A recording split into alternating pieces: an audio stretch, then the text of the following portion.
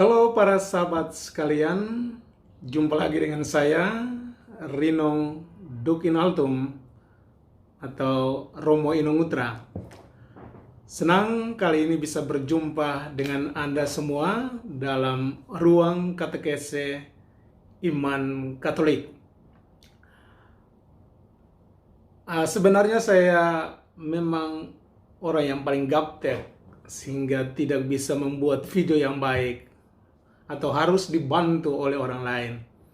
Tapi ada banyak hal yang ingin saya sampaikan, dan kalau memang harus menunggu bantuan orang lain, maka akan lama untuk tersampaikan.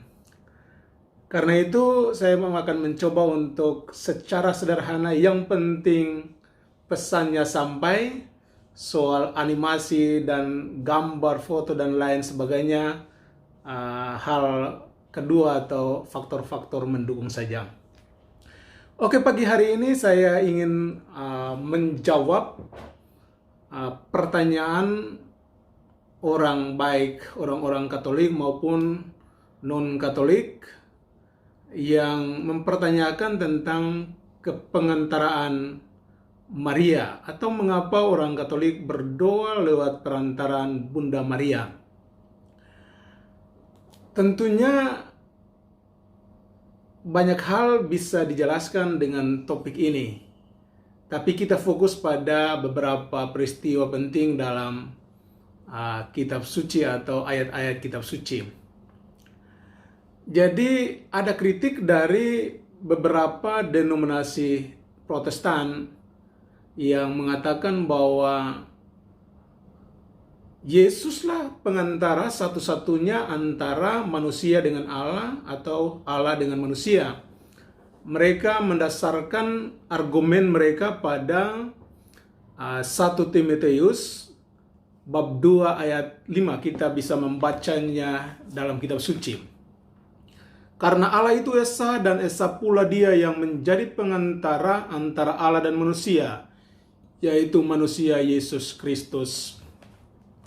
Jadi dengan teks ini lalu mereka mengatakan bahwa hanya Yesuslah yang menjadi perantara satu-satunya, yang lain tidak bisa. Oke, sekarang kita menjawab pertanyaan ini. Bagaimana dengan Maria? Kalau kita belajar dari peristiwa di Kana, mujizat pertama Yesus, air berubah menjadi anggur, itu terjadi karena pengantaran Maria. Jadi Yesus yang adalah Tuhan bisa melakukan segala sesuatu sesuka hatinya. Tetapi disitulah yang kita bisa memahami mengapa Yesus mengizinkan Maria untuk menjadi pengantara antara pengantin itu dengan dirinya. Dan justru inilah teks yang paling indah, yang paling kuat untuk kita mengatakan bahwa mengapa kita tidak bisa meminta sesuatu lewat Maria. Itu pertama dari teks kitab suci. Jadi dari teks kitab suci kita mempunyai dasar.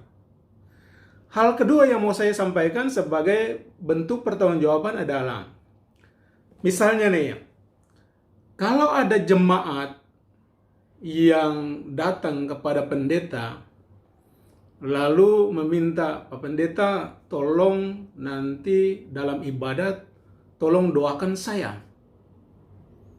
Atau ketika panggil Bapak Pendeta datang di rumah untuk mendoakan Anda.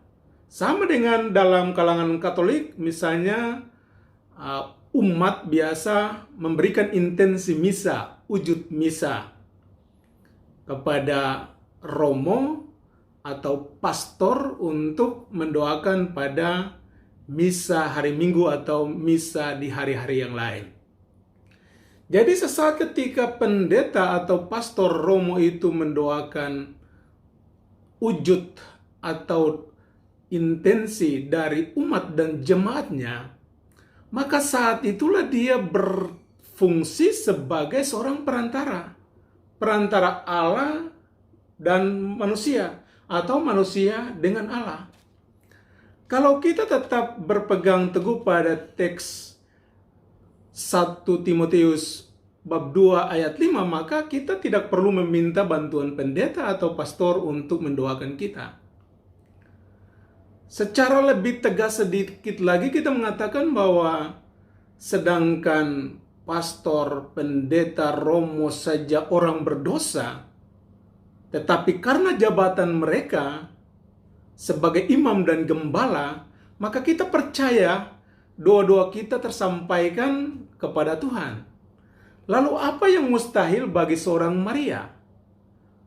Maria kan dikenal sebagai Bunda Yesus, Bunda Tuhan yang dikandung tanpa noda dosa. Jadi dengan pemahaman seperti ini saja, maka seharusnya tidak ada yang salah ketika kita meminta bantuan Bunda Maria untuk membawa permohonan-permohonan kita pada Yesus putranya. Jadi kalau ada orang, misalnya ada pastor, ada romo, ada pendeta yang mengklaim dirinya sangat dekat, sangat tahu dengan Yesus, atau sangat tahu tentang Yesus, pasti Maria lebih dari itu.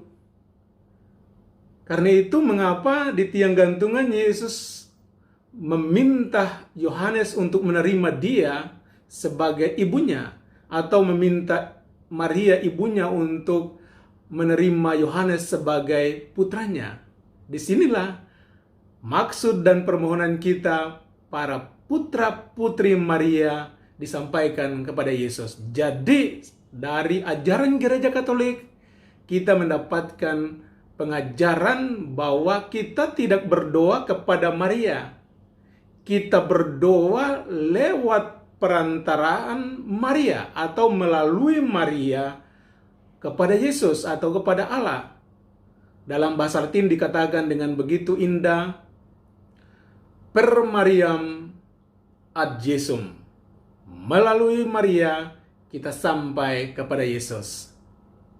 Sekian, kita jumpa lagi dalam session berikutnya. Nantikanlah. Terima kasih.